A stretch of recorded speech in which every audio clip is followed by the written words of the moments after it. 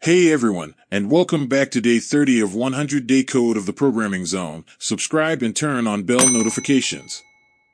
Today we'll be conquering the Canvas widget and learning how to add stunning images to our applications. Whether you're building a simple photo viewer or a complex game, mastering these skills will unlock endless possibilities. So, buckle up and let's get creative.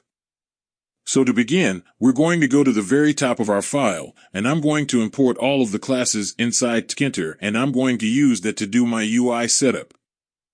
As always, I start out creating a window and then give it a title.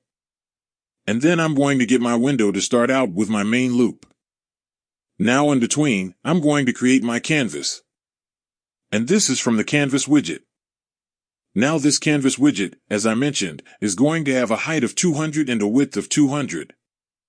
And in addition, it's going to display this logo.png inside as the image.so. I'm going to create our logo image from the photo image, and then I have to provide the file name.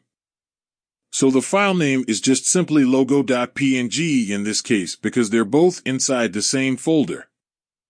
So once I've created my image, I can tell my canvas to create an image inside the canvas, and then I can specify the image name, and that is of course going to be my logo image.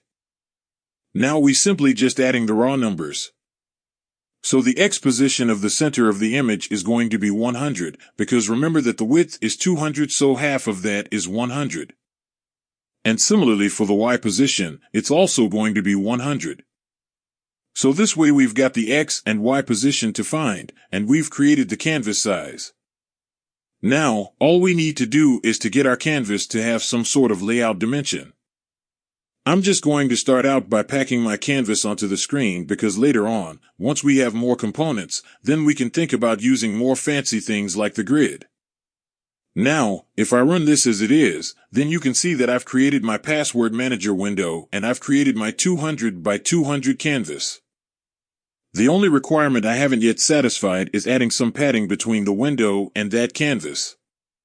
So let's do that using our window.config, and I'm going to set the padding using the pax and patty. And as we mentioned, I'm going to set that to 20 on the X and 20 on the Y. So now we get pretty much exactly the image we want, and this is the end result we were looking for.